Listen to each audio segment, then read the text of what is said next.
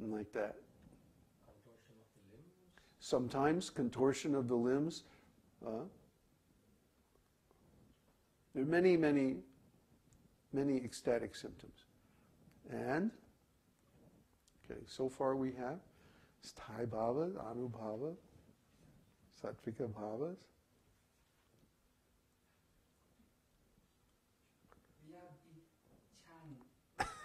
Vyabhicari-bhavas. That's what we've been going over for the last 4 weeks. Vyabhicari-bhavas. See, I beat them every day. I beat them until they learn this stuff. Send help, send help.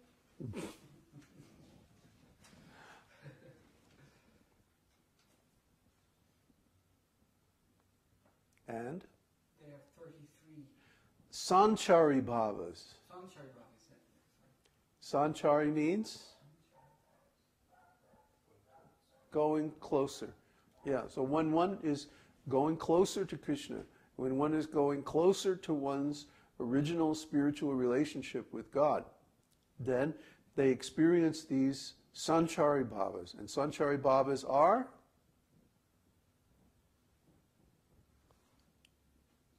These things like fear and feeling abject. There are 7 Sanchari-bhavas. They are the secondary rasas. Huh? The secondary rasas are like laughter, fear, chivalry, what's that? Ghastliness. Yeah, there's 7 of them. Huh? So the 5 primary rasas are the sthāyi bhavas. The 7 secondary bhavas are the sanchari bhavas. Then there's the Vyabhicari-bhavas, which are 33. And we've been going over the Vyabhicari-bhavas because everyone feels these emotions when they are doing their devotional service. And they get these different ecstatic symptoms, and or even before the stage of ecstatic symptoms, they also experience these different emotions. And so last time we wound up with vitarka. Remember what vitarka is? Finger movement, thinking, frowning. Thinking, right. Reasoning, actually. Reasoning. And you've heard plenty of vitarka if you've been following the Sunday satsangs, because that's what we do. We take each one of these spiritual topics and then we think about it. Oh, what a novel concept. Thinking about spiritual life. In other words, our process is not faith-based. We need a little bit of faith, enough to try the process. Because if you try the process, you'll experience the results. And once you experience that, then you have knowledge. Not knowledge in the sense of theoretical or book knowledge, but actual knowledge, experiential knowledge, direct knowledge of consciousness in touch with God. That's what we mean when we say knowledge, when you get knowledge. So our process is knowledge-based, but not jnana, not jnana. Jnana means theoretical knowledge, but vijnana. Vijnana means experienced knowledge. So when we talk about these things, it's because we experience them. We experience them all the time. Actually, everyone is having a spiritual experience all the time. It's called being conscious. We're all conscious because we're spirit souls. And the principal symptom of the spirit soul is consciousness. So we're all conscious. The problem is, normally in material life, we're conscious of what? The senses and the sense objects. And because all of those are temporary and changing, we can't get any satisfaction. We're trying this, we're going here, we're doing that, we're going there, we're trying to love this person and that person, and it always winds up in disaster and disappointment. Because in the material world, everything is changing. Material world has 7 stages. What are they? Conception. No. Yes, conception, then what? Gestation. Gestation. Usually they start with birth. You see, I was all ready for them to screw up. Gestation, then what? Then birth.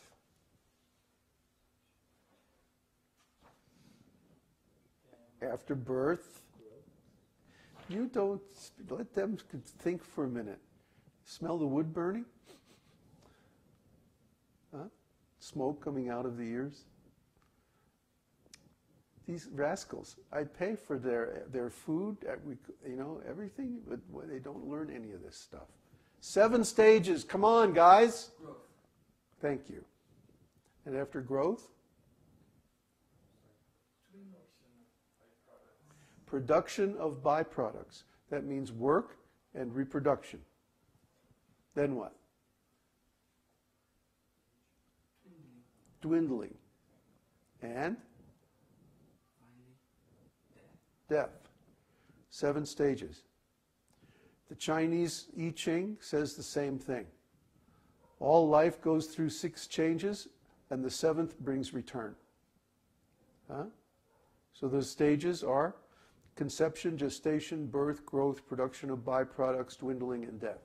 These are like basic things. You ought to be able to just rattle them off. Basic.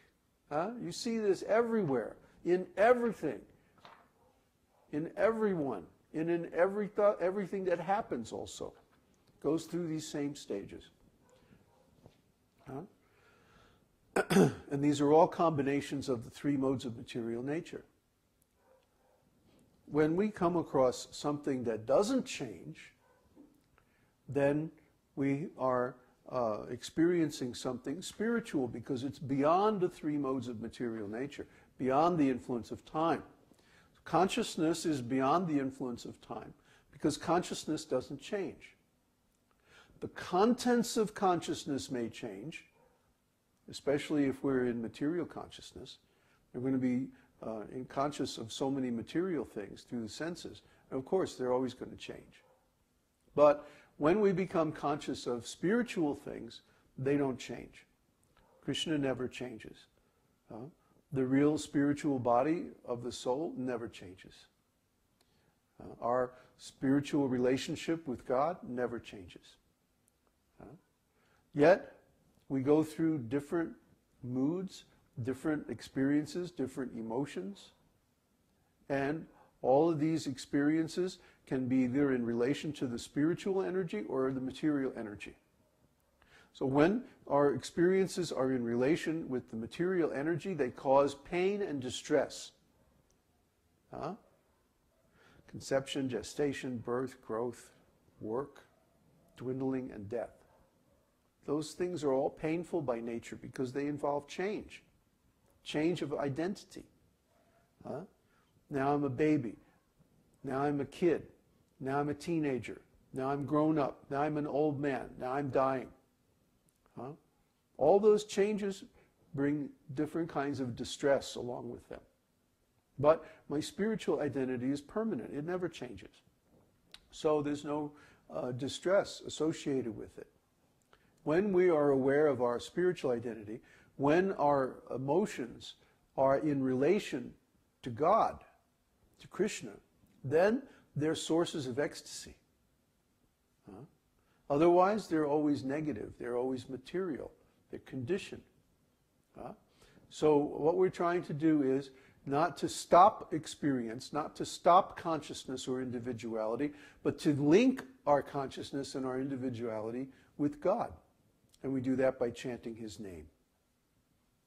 That's our process. That's why we always start with kirtan. So, okay, enough vitarka. Let's talk about the next Vyabhicari-bhava, which is cintā. Cintā means anxiety. The thinking which arises due to non-attainment of one's desired object, or due to attainment of an undesired object, is called cintā. Cintā, like, oh, I can't remember all those bhavas. That's cintā. When this happens, one thinks, now what will happen? What's going to happen next? Babaji's going to yell at me. That's cintā. The symptoms of cintā are breathing deeply, sighing, lowering the head, writing on the ground, change of color, sleeplessness, lamentation, inflammation, weakness, tears, and meekness. Like, uh-oh, I couldn't remember the stuff he wanted. Now I'm in trouble. See, this is all cintā, anxiety. And Bhakti Rasamrita Sindhu, which is the source of all of this understanding of spiritual emotions. Nectar of Devotion, it's called in English. All these emotions are described in detail. Plus there's many, many examples drawn from the scriptures. So we won't get into that today because there are too many, and we're trying to finish up. The next one is mati. Mati means resolve or understanding. Mati.